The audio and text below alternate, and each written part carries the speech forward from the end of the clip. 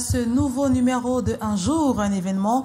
Nous sommes le lundi 16 juin 2025 et l'événement du jour est la célébration de la journée de l'enfant africain. Une journée internationale organisée chaque année depuis 1991 en souvenir du massacre des centaines d'enfants lors d'une marche pour leurs droits à Soweto en Afrique du Sud par le pouvoir de l'apartheid. C'était le 16 juin 1976. 34 ans après, cette journée est célébrée et cette année, l'accent est mis sur la planification et la budgétisation des droits de l'enfant. Au Cameroun, elles sont nombreuses, ces associations et fondations qui militent et sensibilisent pour le respect des droits des enfants. Sur ce plateau, pour en parler, je suis en compagnie de Florine Préviner. Elle est éducatrice spécialisée et gestionnaire de projets à l'association Madi Life Foundation, basée dans la ville de Douala, plus précisément à Bonabéry. Bonjour et bienvenue sur le plateau de Un jour, un événement. Bonjour, merci beaucoup de m'accueillir. Alors, nous savons que les enfants ont des droits et parmi ces droits, on a le droit à la santé, le droit à l'éducation. Alors, concrètement, dites-nous, pensez-vous aujourd'hui que les droits des enfants sont respectés au Cameroun? Si oui, pourquoi? Et sinon, pourquoi? Je pense que du travail a été fait, oui. Notamment, alors moi je veux beaucoup plus parler des enfants en situation de handicap, parce que du coup c'est dans ce domaine-là dans lequel je suis engagée. L'inclusion est vraiment un thème abordé aujourd'hui, notamment pour les professeurs à l'ENIEJ, et on essaye de plus en plus de voir comment il est possible d'intégrer du coup ces enfants et ces jeunes adultes dans la société. Malheureusement aussi, je pense qu'il reste encore beaucoup de travail à faire, notamment pour aider ces jeunes à pouvoir se réaliser toute leur vie. C'est vrai qu'il existe aujourd'hui peu de structures, peu de prise en charge d'État. Cela relève souvent de la possibilité des parents à prendre en charge les éducateurs, les personnels médicaux, toutes les personnes qui vont agir pour encadrer et pour offrir un suivi adapté à ces enfants. Et c'est vrai que cela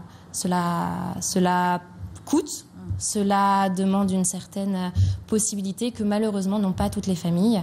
Et c'est vrai qu'il faut démocratiser, il faut ouvrir au plus grand nombre cet accès pour pouvoir permettre à tous les enfants de pouvoir être accompagnés dignement, être suivis et pouvoir vivre et s'intégrer, s'inclure dans la société, l'inclusion socio-professionnelle.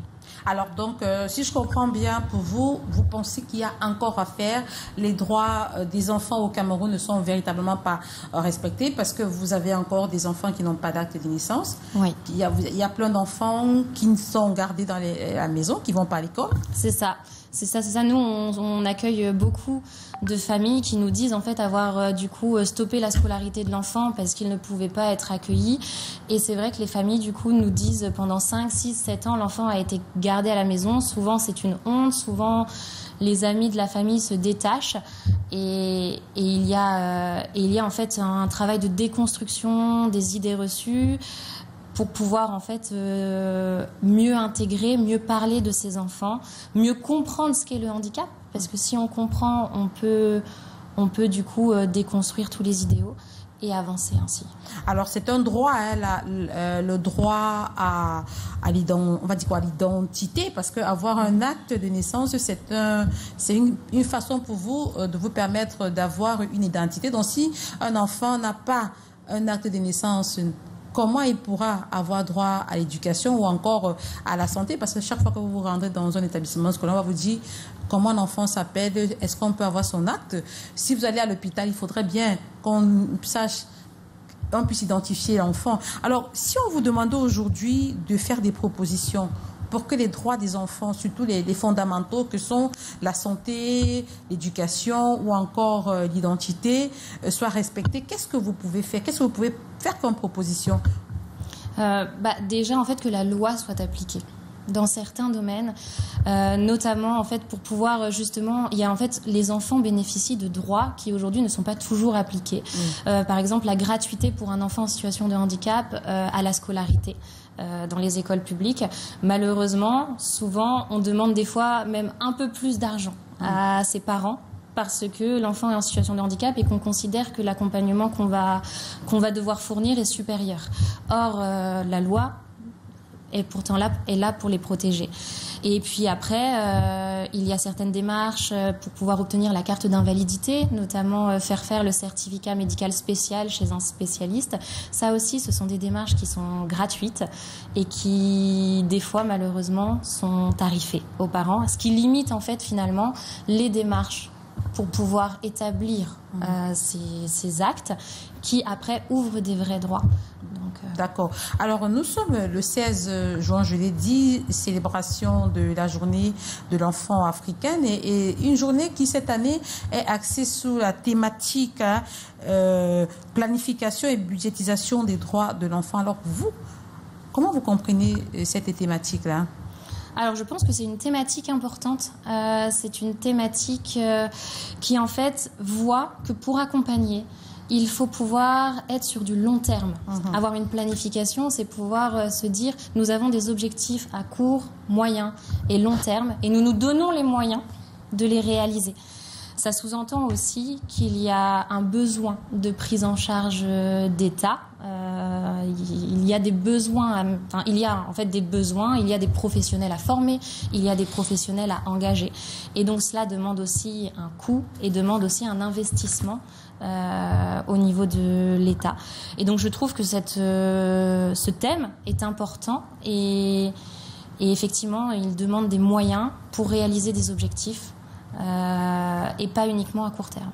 Alors, Florine, nous savons que dans l'association Madilife Foundation, vous militez pour le respect des droits des enfants, mais aussi pour leur inclusion.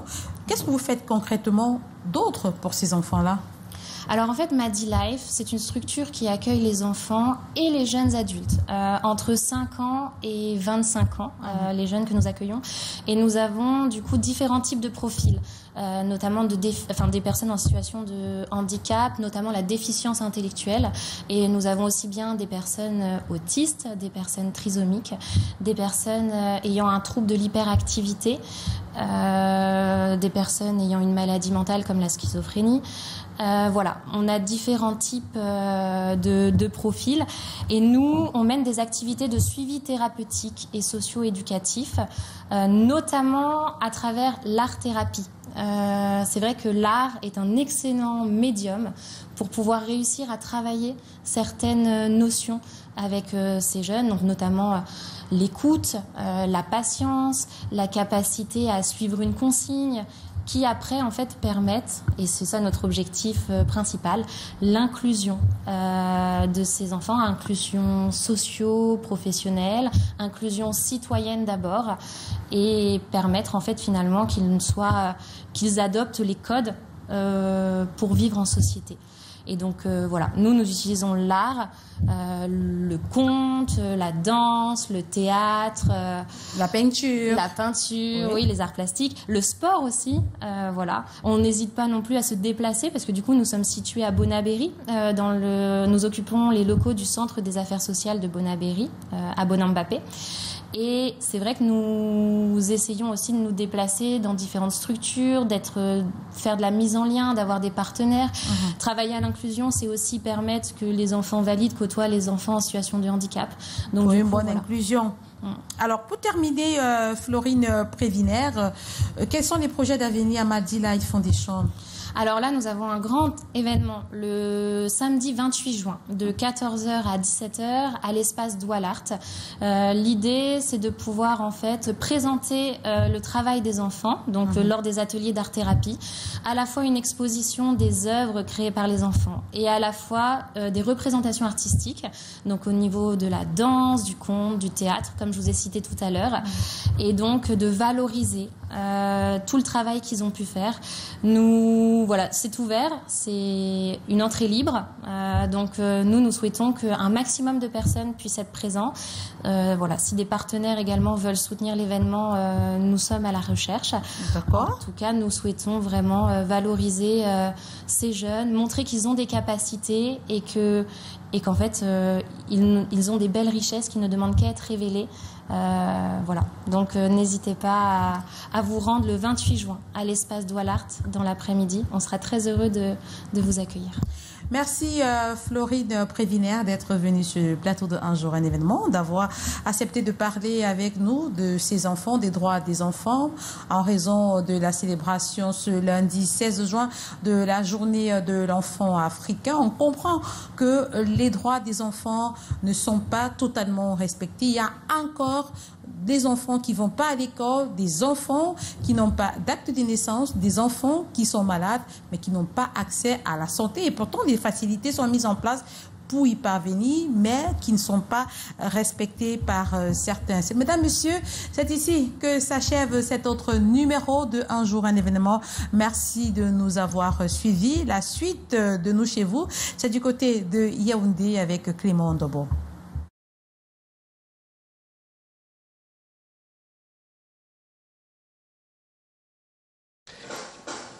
Merci. Justement, merci Douala, merci Mireille Fleur des Fofoto. Journée mondiale de l'enfant africain. On va en parler certainement jusqu'en fin de semaine. C'est très important. De retour sur le plateau, on dit c'est nous et nous sommes chez vous. Alors,